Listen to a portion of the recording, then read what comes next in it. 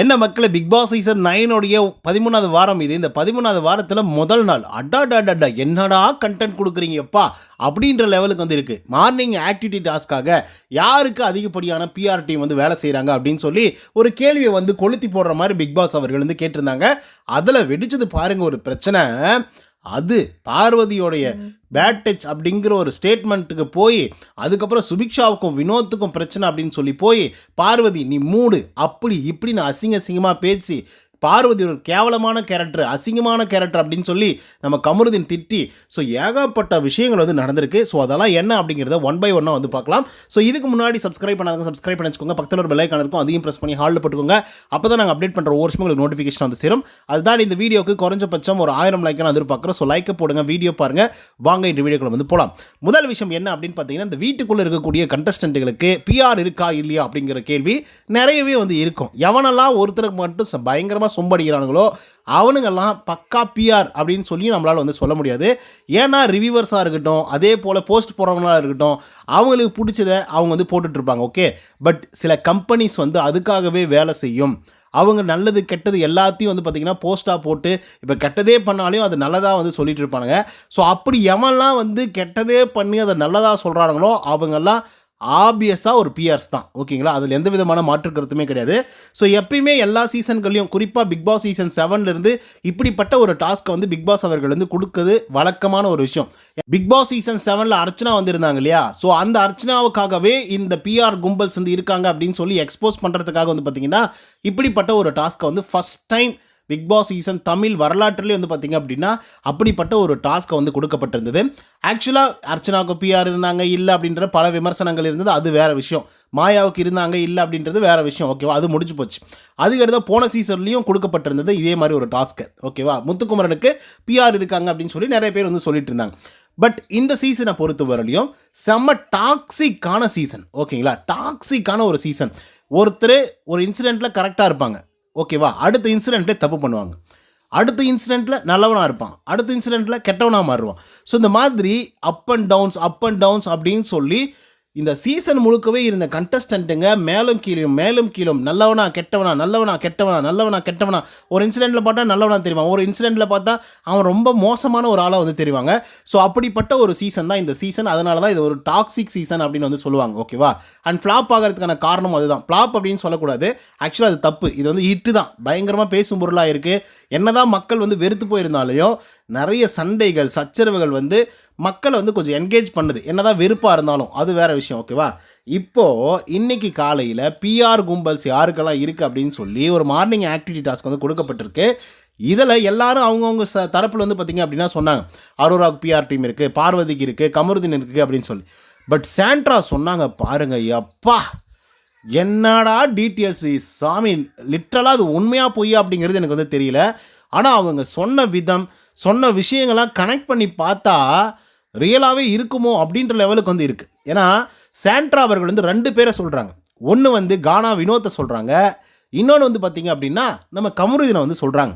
கமருதீனை சொன்னதுக்கான காரணம் என்னவா இருக்குது அப்படின்னு பார்த்தீங்கன்னா, சாண்ட்ரா அவர்கள் உள்ளர வரப்போகிறாங்க அப்படின்னு தெரிஞ்சதுக்கப்புறம் வைல்டு கார்டு என்ட்ரியில் இவங்கெல்லாம் வரப்போகிறாங்க அப்படின்னு சொல்லி இந்த சீசனில் தான் ஒரு வாரத்துக்கு முன்னாடி அனௌன்ஸ்மெண்ட் வந்து கொடுத்தாங்க.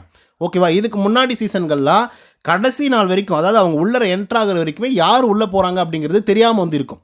ஓகேவா, பட் இந்த சீசனில் ஒரு வாரத்துக்கு முன்னாடி அனௌன்ஸ்மெண்ட் வந்து வந்துடுச்சு, இவங்கெல்லாம் தான் வரப்போகிறாங்க அப்படின்னு சொல்லி ப்ரோமோ மூலியமாகவே போட்டு உடச்சிட்டாங்க. அதாவது அவங்களே அஃபிஷியலாக போட்டு உடைச்சாங்க. அப்போது பிஆர் கும்பல்ஸ் வந்து இருக்கானுங்களே, அவங்க வந்து சாண்ட்ராவை அப்ரோச் பண்ணதாக சாண்ட்ரா அவர்கள் வந்து சொல்கிறாங்க. என்ன சொல்லி அப்ரோச் பண்ணியிருக்காங்க அப்படின்னு பார்த்தீங்கன்னா, ஒரு போஸ்ட்டுக்கு இவ்வளோ ரூபா, ஒரு நாளைக்கு 15 போஸ்ட் அப்படின்னா இவ்வளோ காசு கட்டணும், ஒரு நாளைக்கு 20 போஸ்ட் அப்படின்னா இவ்வளோ காசு கட்டணும் அப்படின்னு சொல்லி சொல்கிறாங்க. கிட்டத்தட்ட 9 லட்சம் ரூபாய்க்கு பில்லு போட்டாங்க.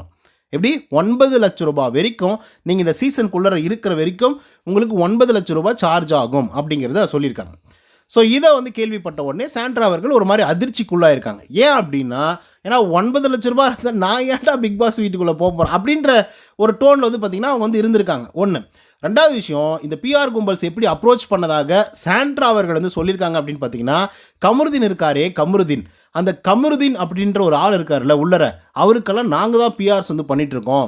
நீங்களே பாருங்கள், வீட்டுக்குள்ளே எவ்வளவோ ஃப்ளாஸ் பண்ணிகிட்ருக்காப்புல, கயாஸ் பண்ணிகிட்ருக்காப்புல, எவ்வளோ தப்பு பண்ணிகிட்ருக்காரு. ஆனால் நாங்கள் ரொம்ப பாசிட்டிவாக வந்து காட்டுவோம். எப்படி அவங்கள ரொம்ப பாசிட்டிவாக நாங்கள் வந்து காட்டுவோம் அப்படிங்கிற மாதிரி சாண்ட்ரா அவர்கள்கிட்ட சொல்லியிருக்காங்க. சரி, பாசிட்டிவாக காட்டுறதுனால என்ன ஆகும்? அப்படி என்ன கமருதீன் வந்து பாசிட்டிவாக பண்ணிட்டாருன்னு பாசிட்டிவாக காட்டப்படுது அப்படிங்கிற ஒரு கேள்வி ஜென்ரல் ஆடியன்ஸ்க்கு வந்து வருது இல்லை. லிட்ரலாக அங்கே ஒரு பெரிய பிரச்சனையே வந்து இருக்குது. ஏன்னா கமருதீன் ஆரம்ப காலத்தில் எப்படிப்பட்ட ஆள் அப்படிங்கிறது உங்களுக்கு நல்லாவே தெரிஞ்சிருக்கும். எப்போ பார்த்தாலும் ரக்குடு பாயாக வந்திருப்பான். திடீர்னு வந்து ஒரு ஆள் அடிக்கிறதுக்கு பாய்வான். கெட்ட கெட்ட வார்த்தைகளை திட்டுறது, அசிங்கமாக பேசுறது, கை ஓங்கிறது, என்ன இந்த மாதிரி ஆக்ஷன்ஸ் எல்லாம் பண்ணிய ஒரு ஆள் தான் வந்து கமருதீன். ஒவ்வொரு வாரமும் அவனுக்கு ரெட் கார்டு கொடுங்க, ரெட் கார்டு கொடுங்க, ரெட் கார்டு கொடுங்க அப்படின்னு சொல்லி நம்மளே வந்து கத்தி கதறிட்டு இருக்கோம். ஆடியன்ஸ் எல்லாருமே அப்படி தான் வந்து இருந்தாங்க. பட் ஒவ்வொரு வாரமும் தப்பிச்சு அட்லீஸ்ட் ஒரு எல்லோ கார்டானா கொடுங்களேன்டா அப்படின்னு சொல்லி கேள்வி கேட்குற அளவுக்கு தான் அந்த ஆளுடைய அக்ரெஷன்ஸ் வந்து இருந்துட்டு இருந்தது. பட் இதெல்லாமே சோசியல் மீடியாவில், அதாவது நம்ம ஜென்ரலாக பார்க்கும்போது இப்படி இருந்திருக்கு, ஷோ பார்க்கும்போது அப்படி வந்து நமக்கு தோணுச்சு, நம்ம ரிவ்யூ பண்ணிகிட்ருக்கோம். பட் இது வந்து ட்விட்டர்லேயோ இன்ஸ்டாகிராம்லேயோ இல்லை சோசியல் மீடியாக்களில் எங்கே பார்த்தாலும் கமருதீனுக்கு பயங்கர ஆதரவாக போஸ்டெல்லாம் வந்து வரும். ஓகேவா? ஸோ இத்தனை நாட்கள் கமருதீன் உள்ள சர்வைவ் ஆகிறதுக்கு 2 காரணம் இருக்குது. ஒன்று, பிஆர் கும்பல்ஸ். 2வது, அப்படிப்பட்ட ஒரு வில்லன் வந்து வீட்டுக்குள்ளே இருக்கணும் அப்படின்னு நினைக்கிறது தான். அது மக்களுடைய மனநிலை. ஏன்னா அவன் அப்படி இருக்கான்பா, சூப்பர்ப்பா அப்படின்ற மாதிரி. இன்னொன்று விஜே பார்வதிக்கு ஆரம்ப காலகட்டத்தில் என்ன தான் எல்லா மக்களும் வந்து கழுவி ஊற்றினாலையும் எண்ட் ஆஃப் தி டே அவங்க எப்படி அக்செப்ட் பண்ணிட்டாங்க பார்வதி அப்படின்னா, பார்வதினா இப்படி தான்ப்பா இருப்பா, அவள் இருந்தாலே கலகங்கள் பிறக்கும் அப்படின்ற ஒரு கான்செப்ட்டு. 2வது என்னென்னா, அவள் இல்லைன்னா பிக் பாஸ் சீசன் 9 இல்லை அப்படிங்கிற ஒரு கான்செப்ட் வந்து இருக்கும். ஸோ அப்போ லிட்ரலாக பார்வதி கிட்ட கமருதீன் வந்து பழகும் பொழுது, ஸோ பார்வதி அவர்களுக்கு எப்படி ஸ்கோப் வந்து இருந்ததோ அதே ஸ்கோப் கமருதீனுக்கு இருந்தது. ஆடியன்ஸ் கிட்ட இருந்ததா இல்லையா அப்படின்றதெல்லாம் அப்பாற்பட்ட விஷயம். ஆனால் சேனல் கிட்ட இருந்து வந்து இருந்தது. ஏன்னா இது ஒரு ட்ராக் தனியாக போயிட்டுருக்கு. கமருதீனுக்கும் பார்வதிக்கும் ஒரு ட்ராக் வந்து போயிட்டுருக்கு. கமருதீனுக்கும் அரோராவுக்கும் ஒரு ட்ராக் வந்து போயிட்டுருக்கு. ட்ராக் மீன்ஸ் அவங்க ஃப்ரெண்ட்ஸு அப்படின்றாங்க, என்னவோ அது என்ன கருமமோ. ஆனால் இவங்களை பேஸ் பண்ணி இவங்களுக்கு கண்டென்ட் வருது, இவங்கள பேஸ் பண்ணி அவங்களுக்கு கண்டென்ட் போகுது அப்படிங்கிற போது இது வந்து ஒரு நெட்வொர்க் மாதிரி. ஓகேவா? அதனால தான் எப்பயுமே பாருங்கள், திவ்யா அவர்கள் ஃப்ரைடே சண்டை போடுவாங்க, சாண்ட்ரா அவர்கள் சாட்டர்டே சண்டை போடுவாங்க, இல்லைன்னா வியாழக்கிழமை சண்டை போடுவாங்க. புரியுதுங்களா? பார்வதி எல்லா நாளும் சண்டை போடுவாங்க. ஸோ எதுக்காக அந்த நாட்களில் மட்டும் சின்ன சின்ன விஷயங்கள் கூட இவங்களுக்கு பெருசாக தெரியுது, பெருசாக வந்து ஒரு பிரச்சனையாக ஆக்குற அளவுக்கு எதுக்காக இப்படியெல்லாம் வந்து ரியாக்ட் பண்ணுறாங்க அப்படின்னு நீங்கள் யோசிச்சிங்கன்னா இது உங்களுக்கு புரியும். ஏன்னா அடுத்த வாரத்துக்கான லீடை வந்து இந்த வாரத்தில் அவங்க கொடுப்பாங்க. இந்த வாரத்தில் ஃப்ரைடே ஒரு பயங்கரமான ஃபைட் எடுக்கிறாங்க அப்படின்னா நெக்ஸ்ட் வீக்குக்கு அவங்கள சேனலே சேவ் பண்ணும். அப்படி எத்தனையோ பேரை சேவ் பண்ணியிருக்காங்க. நல்ல கண்டஸ்டண்ட்டுங்களை வெளியே அனுப்பிச்சிட்டு ஒன்றுத்துக்குமே உதவாத சண்டை மட்டுமே போடக்கூடிய ஆட்களை உள்ளர வச்சுருக்காங்க. அது உங்களால் நல்லாவே பார்த்துருக்க முடியும். ஸோ இந்த ஒரு விஷயத்தை தான் உங்களால் புரிஞ்சுக்க முடியும் அப்படின்னு நான் நினைக்கிறேன். இப்போ நான் கிளியராக சொல்லியிருப்பேன் நான் நினைக்கிறேன். ஸோ நெக்ஸ்ட் வீக் என்ன கண்டென்ட் கொடுக்க போகிறோம் அப்படின்னு சொல்லி இந்த வாரத்தோடைய எண்டிங்லேயோ இல்லை இந்த வாரத்தோட சென்டர்லேயோ வந்து பார்த்திங்க அப்படின்னா இவங்க கண்டென்ட்டாக பதிவு பண்ணி நான் இப்படி ஒரு கண்டென்ட் கொடுக்க போகிறேன், இவங்கள சண்டை பிடிச்சிருக்கேன், இது வந்து அடுத்த வாரம் என்னவா மாறும் அப்படிங்கிற மாதிரி எல்லாரும் யோசிக்க வைக்கிற மாதிரி அண்ட் சுவாரஸ்யமாக இருக்கிற மாதிரி ஒரு சண்டை பிடிப்பாங்க. ஸோ இப்படி தான் வந்து பார்த்தீங்கன்னா மக்களே இவங்க உள்ளே இருக்கக்கூடிய கண்டஸ்டண்ட்டுங்களாம் வேலை செய்கிறாங்க. ஸோ அதனால் கமருதீன் அவர்களை ரெட் கார்டு கொடுத்தும் வெளியே அனுப்பலை, எல்லோ கார்டு கொடுத்தும் ஸ்ட்ரைக் கொடுக்கல, அதே போல் எவிக் பண்ணி வெளியே அனுப்பலை. இதுதான் உண்மை. ஓகேவா? ஸோ அப்படி இருக்கும் பொழுது இப்போ பிஆர் கும்பல்ஸ் வந்து இவங்களுடைய பேரை சொல்லி சாண்ட்ரா கிட்ட பேசியிருக்காங்க அப்படின்னு சொல்லி சாண்ட்ரா அவர்கள் வந்து சொல்கிறாங்கங்க.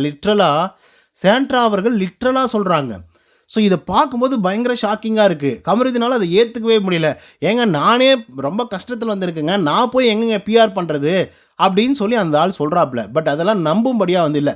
ஏன்னா இப்போ சோசியல் மீடியாவில் சில பல வீடியோஸ் எல்லாம் பரவிட்டுருக்கு. அதில் பார்வதி அவர்களும் பிஆர் இருக்குது அப்படின்றத வந்து சொல்லியிருக்காங்க, குசுன்னு பேசியிருக்காங்க. அது ரொம்ப மைனூட்டாக எடுத்து போட்டிருக்காங்க. கமருதீனும் இருக்குது அப்படின்றதையும் சொல்லியிருக்காப்புல. ஓகேவா? ஸோ எல்லாருக்குமே பிஆர் இருக்காங்க. அதில் எவி பிஆர் யார் தெரியுமா? திவ்யா அவர்களுக்கு தான் ஹெவி பிஆர்ஸ்.